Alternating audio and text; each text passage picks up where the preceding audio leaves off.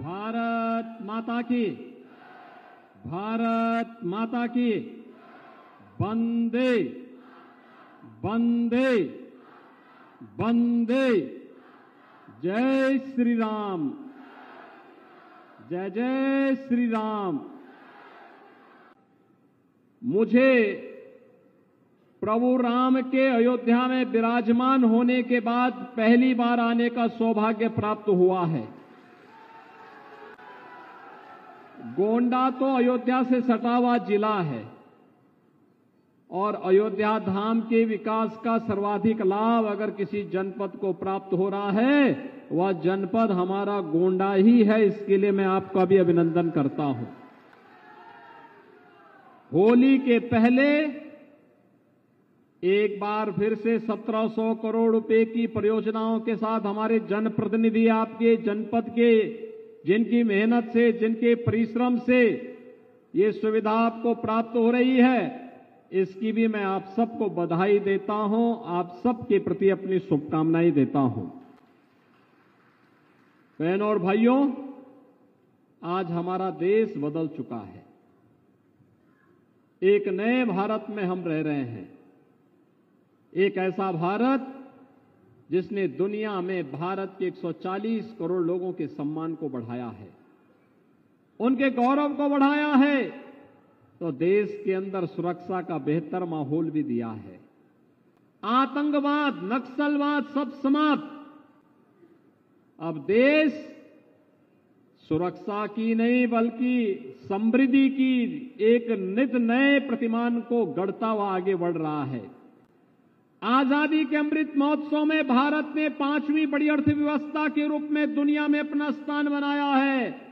और आज मैं आह्वान करने के लिए आया हूं कि मोदी जी को तीसरा कार्यकाल दीजिए। भारत मोदी जी के नेतृत्व में तीसरी बड़ी अर्थव्यवस्था बनेगा और दुनिया के सिरमौर बनकर के नेतृत्वकर्ता के रूप में स्थापित होगा।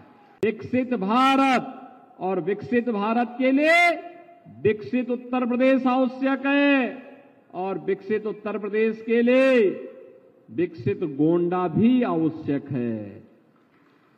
और विकसित गोंडा के लिए ही यहां की सड़कों को 4 लेन के साथ जोड़ने की कार्रवाई आगे बढ़ रही है। विकसित भारत के लिए ही गोंडा में मेडिकल कॉलेज दिया गया है। विकसित भारत के लिए ही ये 1700 करोड़ रुपए की परियोजनाएं यहां पर आई हैं। विकसित भारत के लिए ही बनटांगिया समुदाय को आजादी के बाद पहली बार इस डबल इंजन सरकार ने न्याय देने का काम किया है। विकसित भारत के लिए ही आज हम बाढ़ की परियोजनाओं को पूरा करने के लिए आपके पास आए हैं। गोंडा को हम 4 लेन की कनेक्टिविटी से जोड़ने के लिए, अयोध्या से जोड़ने की एक बड़ी कार्रवाई को आगे बढ़ा रहे हैं। और 84 कोसी परिक्रमा का मार्ग पर 8,000 करोड़ रुपए खर्च हो रहे हैं। 8,000 करोड़ रुपए, 60,000 करोड़ में आपका गोंडा जनपद भी आता है। आपके एक वोट ने कैसे देश की तकदीर को बदल के रख दिया। पहले भी आप वोट देते थे। जिन लोगों के लिए वोट देते थे, जिनको वोट देते थे, उनको राम के नाम से भय होता था, राम के नाम लेने में ही संकोच होता था। आपका पर्व और त्योहार आता था, वे कर्फ्यू लगा देते थे, अराजकता फैलाते थे, आपकी आस्था पर प्रहार करते थे, आप ही का वोट आपके खिलाफ इस्तेमाल करते थे, आपकी सुरक्षा में सेंध लगवाते थे, नौजवानों के रोजगार में सेंध लगाते थे, किसानों की खुशहाली को रौंदने का कार्य करते थे, व्यापारियों के यहां डकैती डलवाते थे। लेकिन आज बेटी और व्यापारी सुरक्षित हुआ है। आज डबल इंजन की सरकार है तो आपकी आस्था को भी सम्मान है। आज जब हम यहां पर आए हैं, आजादी के अमृत महोत्सव में प्रधानमंत्री मोदी जी ने हर भारतवासी को जोड़ा था, हर घर तिरंगा के माध्यम से। और 1857 के महान क्रांतिकारी, महान स्वतंत्रता संग्राम सेनानी, महान योद्धा देवी बख्श सिंह जी ने गोंडा में मोर्चा संभाला था। आज यहां के मेडिकल कॉलेज का नामकरण हम महाराजा देवी बख्श सिंह जी के नाम पर ही करने की घोषणा भी कर रहे हैं। भाइयों बहनों, मेडिकल कॉलेज में उनकी प्रतिमा लगेगी।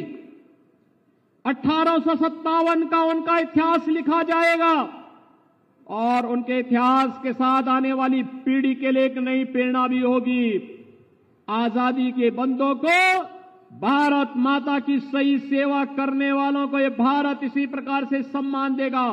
किसी के नाम पे मेडिकल कॉलेज होगा, किसी के नाम पर इंजीनियरिंग कॉलेज होगा, किसी के नाम पर पॉलिटेक्निक होगा, किसी के नाम पर कॉलेजेस के नाम होंगे, किन्हीं के नाम पर हाईवे और एक्सप्रेस वे के नाम होंगे और उन्हें सम्मानित करके आने वाली पीढ़ी बार बार बार बार प्रेरणा प्राप्त करती रहेगी।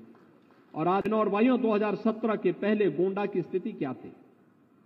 गोंडा जब स्वच्छता का सर्वे आया था 2017 में, वह 15-16 का था, सबसे गंदा शहर गोंडा था। तब मैंने प्रतीक भूषण को कहा था, मैंने कहा विधायक बने हो, जनता जनार्दन ने आशीर्वाद दिया है, गोंडा को स्वच्छ शहर के रूप में स्थापित करो।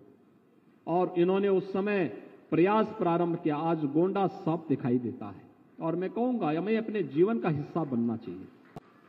मैं यहाँ के जनप्रतिनिधियों का अभिनंदन करूंगा, जब भी आते हैं गोंडा के विकास के बारे में बात करने के लिए आते हैं। मैं बल्कि कभी कभी झिड़कता हूं, यार कि तुम हमेशा विकास के बारे में बात करते हो। कहते हैं साहब जनता ने इसी के लिए चुना, इसीलिए आए हैं। और मुझ पे तो ये लोग ऐसे मानते हैं जैसे घर का व्यक्ति हो तो झगड़ा भी करते हैं, कहते नहीं हमें तो चाहिए ये कार्य। जितना विकास, और मैं फिर आज आपको कहने के लिए आया हूं, गोंडा में और देवीपाटन कमिश्नरी में विकास के कार्यों की कमी नहीं होने दी जाएगी, विकास के लिए पैसे की भी कमी नहीं होने दी जाएगी। और यहां की बेहतरीन कनेक्टिविटी के लिए जितना भी कार्य हो पाएगा वह कम होगा और उसके लिए सरकार के खजाने हमेशा खुले होंगे, उसके लिए पैसे कभी बीच में आड़े नहीं आने देंगे। डबल इंजन की सरकार नहीं होती तो क्या अयोध्या में रामलला का भव्य मंदिर का निर्माण हो पाया होता? क्या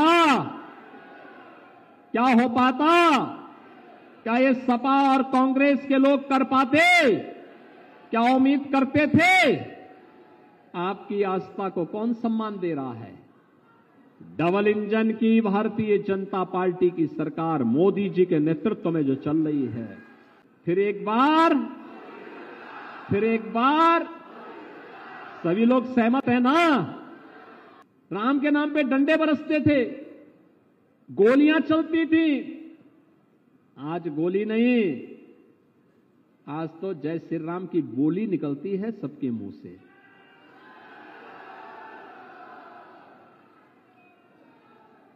आज उत्तर प्रदेश में राम भक्तों पर गोली नहीं बल्कि पुष्प वर्षा हो रही है, पुष्प वर्षा।